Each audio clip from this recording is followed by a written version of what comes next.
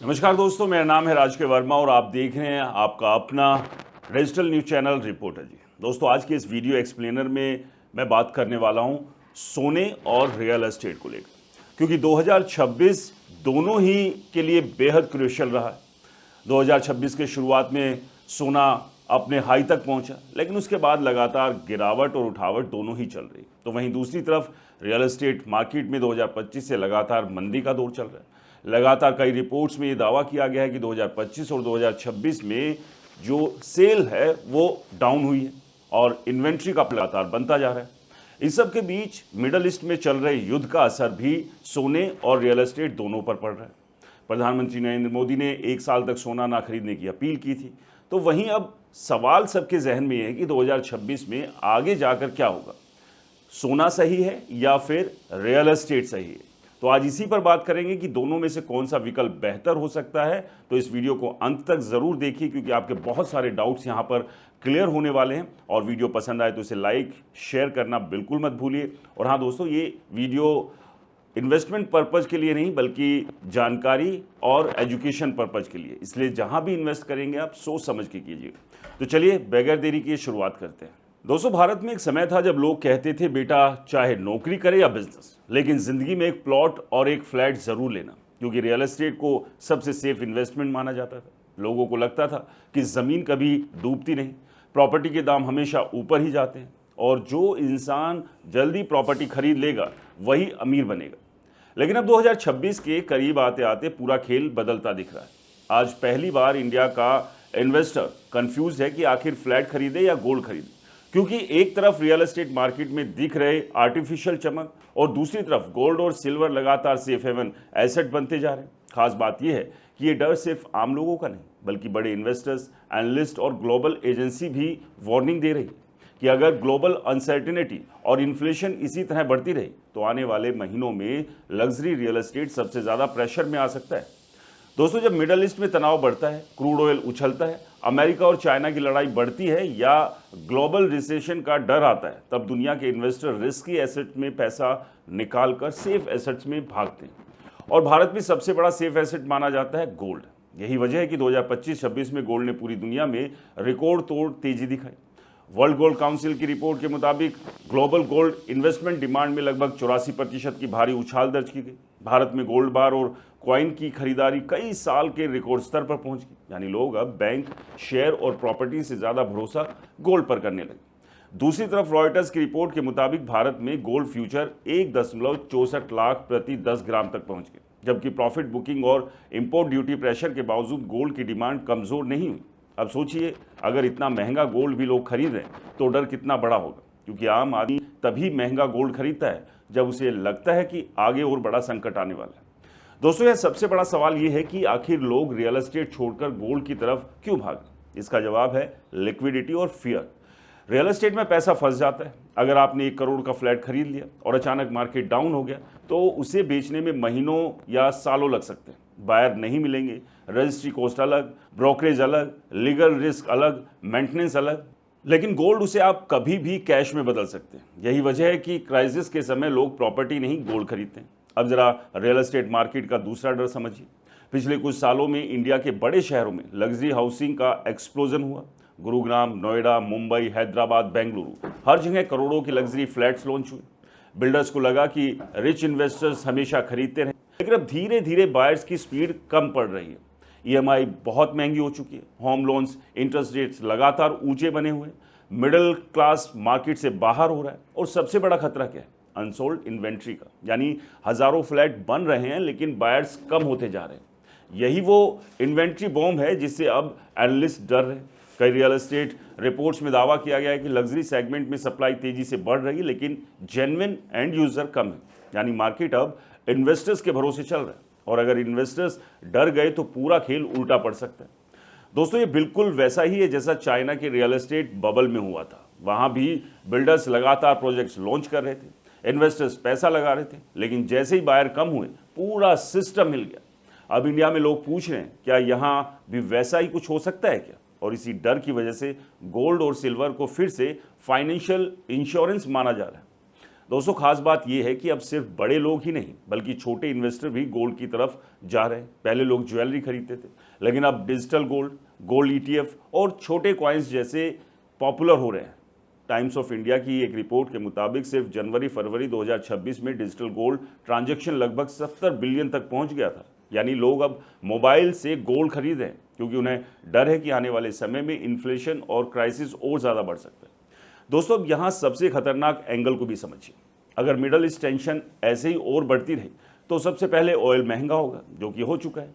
Oil महंगा हुआ तो ट्रांसपोर्टेशन महंगा होगा क्योंकि हमारे यहाँ तेल के दाम भी बढ़ा दिए गए। इसका असर सीमेंट पर पड़ेगा, स्टील पर पड़ेगा, लेबर पर पड़ेगा, यहाँ तक कि पूरा कंस्ट्रक्शन कॉस्ट बढ़ जाएगा। अब बिल्डर क्या करेंगे? वो फ्लैट और महंगे बेचने की कोशिश करेंगे, लेकिन दूसरी तरफ बायर की इनकम उतनी तेजी से बढ़ नहीं रही, यानी प्रॉपर्टी की कीमत ऊपर, बायर नीचे, और यही चीज़ मार्केट को क्रैश की तरफ धकेल सकती है। कई एक्सपर्ट्स का मानना है कि आने वाले समय में इंडिया का रियल एस्टेट दो हिस्सों में बढ़ सकता है। एक तरफ अल्ट्रा रिच लग्जरी मार्केट, दूसरी तरफ संघर्ष करता मिडिल क्लास हाउसिंग मार्केट, क्योंकि मिडिल क्लास अब ईएमआई से डर रहा है। लोग पूछ रहे हैं 30 साल लोन भरने से अच्छा क्या थोड़ा थोड़ा गोल्ड खरीदना बेहतर नहीं? दोस्तों यही कारण है कि अब गोल्ड सिर्फ ज्वेलरी नहीं रहा बल्कि फियर इकोनॉमी एसेट बन चुका है। जब दुनिया डरती है गोल्ड चमकता है। यही वजह है कि रेडिट, फाइनेंशियल फोरम्स और सोशल मीडिया पर लगातार लोग बोल रहे हैं कि 2025-26 में गोल्ड ने कई स्टॉक, म्यूचुअल फंड्स और कुछ रियल एस्टेट मार्केट से भी बेहतर रिटर्न दिए। कई इन्वेस्टर्स ओपनली कह रहे हैं कि फ्लैट बेचो, गोल्ड लो, क्योंकि उन्हें डर है कि अगर ग्लोबल रिसेशन आया, जॉब क्राइसिस बढ़ा या वॉर सिचुएशन और ज़्यादा बिगड़ी तो सबसे पहले लग्जरी रियल एस्टेट में पैनिक सेलिंग शुरू हो सकती। और दोस्तों पैनिक सेलिंग किसी भी मार्केट की सबसे बड़ी तबाही होती है, क्योंकि जब इन्वेस्टर प्रॉफिट के लिए नहीं बल्कि नुकसान बचाने के लिए बेचते हैं, मार्केट तेजी से टूटता है। दूसरी तरफ गोल्ड में लोगों को साइकोलॉजिकली सेफ्टी मिलती है। भारतीय परिवारों में सदियों से गोल्ड को संकट का साथी माना गया। शादी हो, बीमारी हो, फाइनेंशियल संकट हो, गोल्ड हमेशा इमरजेंसी बैकअप माना जाता है। और अब वही मेंटलिटी फिर से लौटती दिखाई दे। खास बात यह है कि सिल्वर भी तेजी से सेफ इन्वेस्टमेंट बन रहा है, क्योंकि सिल्वर सिर्फ प्रीशियस मेटल नहीं बल्कि इंडस्ट्रियल मेटल भी है। ईवी, सोलर पैनल और इलेक्ट्रॉनिक्स इंडस्ट्री में सिल्वर की डिमांड लगातार बढ़ रही है। इकोनॉमिक टाइम्स की रिपोर्ट को उठा लीजिए, जहां एक्सपर्ट्स अब लोगों को गोल्ड सिल्वर एलोकेशन स्ट्रेटजी अपनाने की सलाह दे रहे हैं, क्योंकि आने वाले समय में जियोपॉलिटिकल रिस्क और इन्फ्लेशन दोनों बढ़ सकते हैं। यानी अब लड़ाई सिर्फ गोल्ड वर्सेस रियल एस्टेट की नहीं बल्कि सेफ्टी वर्सेस रिस्क की है। और सबसे बड़ा सवाल यह है दोस्तों, अगर आने वाले महीनों में ग्लोबल क्राइसिस और गहरा गया तो क्या इंडिया के इन्वेस्टर्स सच में फ्लैट छोड़कर गोल्ड और सिल्वर की तरफ भागेंगे? क्या लग्जरी हाउसिंग मार्केट में बड़ी गिरावट आ सकती है? क्या बिल्डर के सामने कैश क्रंच का खतरा और बढ़ सकता है? और अगर ऐसा हुआ तो मिडिल क्लास बायर को सबसे बड़ा नुकसान कैसे हो सकता है?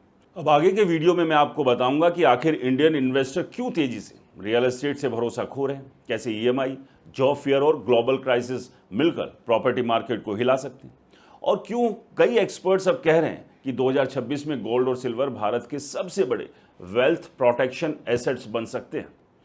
दोस्तों भारत में एक समय था जब किसी आदमी की अमीरी उसकी ज़मीन और प्रॉपर्टी से मापी जाती थी। गांव हो या शहर, लोग कहते थे सोना बाद में खरीद लेना, पहले ज़मीन पकड़ लो, क्योंकि रियल एस्टेट को सबसे बड़ा वेल्थ क्रिएटर माना जाता था। लेकिन अब 2026 आते आते भारत का इन्वेस्टर तेजी से बदल रहा है। नई पीढ़ी अब सिर्फ स्टेटस सिंबल नहीं बल्कि सेफ्टी, लिक्विडिटी और फास्ट रिटर्न देख रही है। यही वजह है कि अब लाखों लोग फ्लैट और लग्जरी प्रॉपर्टी छोड़कर गोल्ड और सिल्वर की तरफ भागते दिखाई दे। दोस्तों आज भारत के मिडिल क्लास की सबसे बड़ी समस्या क्या है?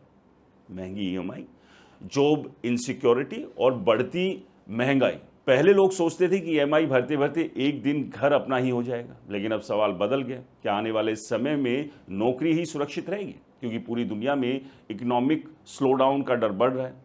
आईटी सेक्टर में lay off, startup funding crisis, export slowdown और ग्लोबल रिसेशन की आशंका ने लोगों के कॉन्फिडेंस को हिला दिया है। ऐसे समय में लोग लॉन्ग टर्म रिस्की इन्वेस्टमेंट से डरने लगते हैं, और रियल एस्टेट सबसे बड़ा लॉन्ग टर्म कमिटमेंट है। अगर आपने 25 से 30 साल का होम लोन ले लिया और बीच में इनकम रुक गई तो पूरा फाइनेंशियल सिस्टम हिल सकता है। यही कारण है कि अब युवा इन्वेस्टर कह रहे हैं ईएमआई के जाल में फंसने से अच्छा है गोल्ड खरीद। दोस्तों यहाँ सबसे बड़ा खेल साइकोलॉजी का है। जब मार्केट में फियर बढ़ता है तब लोग ग्रोथ एसेट नहीं बल्कि प्रोटेक्शन एसेट खरीदते हैं, और दुनिया में प्रोटेक्शन एसेट का सबसे बड़ा नाम है गोल्ड। यही वजह है कि 2025-26 में भारत में गोल्ड इन्वेस्टमेंट में विस्फोटक तेजी देखने को मिली। World Gold Council India trends के मुताबिक भारत में गोल्ड ETF, डिजिटल गोल्ड और स्मॉल कॉइन इन्वेस्टमेंट में जबरदस्त उछाल है। रिपोर्ट के अनुसार भारतीय निवेशकों ने 2025 में रिकॉर्ड गोल्ड ETF इनफ्लोज दर्ज किए। इसका मतलब साफ है, अब लोग ज्वेलरी नहीं बल्कि इन्वेस्टमेंट गोल्ड खरीद रहे हैं। यहां तक कि कई फाइनेंशियल रिपोर्ट में मॉर्गन स्टैनली के हवाले से दावा किया गया है कि इंडियन हाउस होल्ड के पास मौजूदा गोल्ड होल्डिंग की कुल वैल्यू $1 ट्रिलियन के करीब पहुंच चुकी है। यानी भारतीय परिवार अब भी गोल्ड को सबसे बड़ा फाइनेंशियल इंश्योरेंस मानते हैं। दोस्तों, यहाँ एक और बड़ा बदलाव हुआ है। पहले गोल्ड खरीदने के लिए ज्वेलर के पास जाना पड़ता था, लेकिन अब मोबाइल में डिजिटल गोल्ड खरीदा जा सकता है। यही वजह है कि छोटे शहरों और मिडिल क्लास फैमिलीज में भी गोल्ड इन्वेस्टमेंट तेजी से बढ़ रहा है। टाइम्स ऑफ इंडिया की एक रिपोर्ट के मुताबिक जनवरी-फरवरी 2026 में ही डिजिटल गोल्ड ट्रांजैक्शन लगभग 70 बिलियन तक पहुंच गया था। सोचिए, लोग अब SIP की तरह गोल्ड खरीद रहे हैं, हर महीने थोड़ा थोड़ा गोल्ड जमा कर रहे हैं, क्योंकि उन्हें डर है कि आने वाले समय में इन्फ्लेशन और ग्लोबल क्राइसिस और बढ़ सकता है। दोस्तों, अब जरा दूसरी तरफ रियल एस्टेट की हालत को समझिए। पिछले कुछ सालों में प्रॉपर्टी प्राइस इतनी तेजी से बढ़ा है कि मिडिल क्लास बायर मार्केट से बाहर होता जा रहा है। गुरुग्राम, नोएडा, मुंबई, बेंगलुरु और हैदराबाद जैसे शहरों में लग्जरी फ्लैट्स करोड़ों में पहुंच गए। लेकिन अब सवाल ये है, क्या आम आदमी इतनी महंगी प्रॉपर्टी खरीद सकता है? और ये सवाल आपसे है। जवाब है नहीं। यही कारण है कि अब कई प्रोजेक्ट्स इन्वेस्टर्स के भरोसे चल रहे हैं, ना कि एंड यूजर्स के भरोसे। यानी फ्लैट्स रहने के लिए नहीं बल्कि प्रॉफिट कमाने के लिए खरीदे जा रहे हैं। और यही सबसे बड़ा खतरा है, क्योंकि इन्वेस्टर तब तक मार्केट में रहता है जब तक प्राइसेस ऊपर जा रहे होते हैं, लेकिन जैसे ही डर बढ़ता है वही इन्वेस्टर सबसे पहले भागता है। दोस्तों, यही डर अब रियल एस्टेट मार्केट में दिखाई देने लगा। EMI पहले ही आसमान छू रही है। अगर मिडल ईस्ट टेंशन की वजह से क्रूड ऑयल और महंगा हुआ तो सीमेंट, स्टील, लेबर, ट्रांसपोर्टेशन को सब बढ़ जाएगा। यानी बिल्डर की कॉस्ट बढ़ेगी। अब बिल्डर फ्लैट और महंगे बेचने की कोशिश करेंगे, यानी सीधा सा आम आदमी यानी बायर के ही जेब पर वजन पड़ेगा। लेकिन वायर पहले ही कमज़ोर है। इससे क्या होगा? अनसॉल्व इन्वेंट्री बढ़ेगी, और जब इन्वेंट्री बढ़ती है तब कैश क्रंच शुरू होता है। कैश क्रंच का मतलब है बिल्डर के पास नया पैसा आना बंद, और यही किसी भी रियल एस्टेट मार्केट के लिए सबसे बड़ा खतरा होता है। दोस्तों, कई एक्सपर्ट्स अब वार्निंग दे रहे हैं कि इंडिया में luxury housing segment over heated हो चुका है। यानी जितनी तेजी से लग्जरी फ्लैट्स लॉन्च हुए उतनी तेजी से जेन्युइन बायर्स नहीं बढ़े। यही वजह है कि अब लोग पूछ रहे हैं, क्या इंडिया में भी चाइना जैसा प्रॉपर्टी बबल बन चुका है? चाइना में भी यही हुआ। पहले प्रॉपर्टी प्राइस तेजी से बढ़े, फिर इन्वेस्टर्स ने अंधाधुंध खरीदारी की, फिर बायर्स कम हुए और आखिर में कई बिल्डर्स कोलैप्स हो गए। अब इंडिया में लोग डर रहे हैं कि अगर ग्लोबल क्राइसिस गहरा गया तो यहाँ भी पैनिक सेलिंग शुरू हो सकती है। दोस्तों, यही कारण है कि गोल्ड और सिल्वर को अब फियर एसेट्स कहा जा रहा है, क्योंकि जब मार्केट डरता है तब पैसा गोल्ड में भागता है। खास बात यह है कि सिल्वर भी तेजी से चर्चा में आ रहा है। पहले लोग चांदी को सिर्फ ज्वेलरी या बर्तन मानते थे, लेकिन अब चांदी को फ्यूचर इंडस्ट्रियल मेटल माना जाता है। EV cars, solar panels, AI hardwares और इलेक्ट्रॉनिक्स इंडस्ट्री में सिल्वर की भारी ज़रूरत पड़ रही है। यानी सिल्वर सिर्फ सेफ एसेट्स नहीं बल्कि ग्रोथ एसेट्स भी बनता जा रहा है। तो दोस्तों, ये है पूरी 2026 में गोल्ड, सिल्वर और रियल एस्टेट की कहानी। क्योंकि जहां एक तरफ युद्ध ने पूरे विश्व में हड़कंप मचाया हुआ है और आर्थिक मंदी ने दस्तक दे दी है। आप जानते हैं, पेट्रोल, डीजल, CNG के दाम बढ़ चुके हैं। इसके अलावा बाकी चीज़ों पर उसका तेज़ी से असर पड़ रहा है। और ऐसी सिचुएशन में आप समझिए कि जहां रियल एस्टेट में अंधाधुंध रेट बढ़ा रखे हैं बिल्डर्स ने, जिसकी वजह से आम आदमी यानी कि आप एक मिडिल क्लास अपने घर के सपने को पूरा नहीं कर पा रहा है और उसके सामने अब ये आर्थिक संकट आकर खड़ा हो गया है। तो ऐसे में इसका मतलब साफ है कि लोग पहले से ही मंदी से गुजर रहे रियल एस्टेट से और दूरी बनाएंगे। दोस्तों, आप बताइए 2026 में बेहतर ऑप्शन क्या है, गोल्ड या फिर रियल एस्टेट? आपका अनुभव क्या है, हमें कमेंट्स का ज़रूर बताएं। वीडियो पसंद आया तो इसे लाइक करें, शेयर करें। आपके अपने चैनल को सब्सक्राइब और फॉलो करना बिल्कुल ना भूलें। और हाँ दोस्तों, ये वीडियो सिर्फ एजुकेशन और नॉलेज पर्पज़ के लिए या इन्वेस्टमेंट की सलाह बिल्कुल नहीं है। इसलिए जहाँ भी इन्वेस्टमेंट करें सोच समझ के करें, क्योंकि हर वक्त हर छोटी खबर आपके इन्वेस्टमेंट के ऊपर अच्छा और बुरा दोनों तरह का असर डाल रही है। नमस्कार।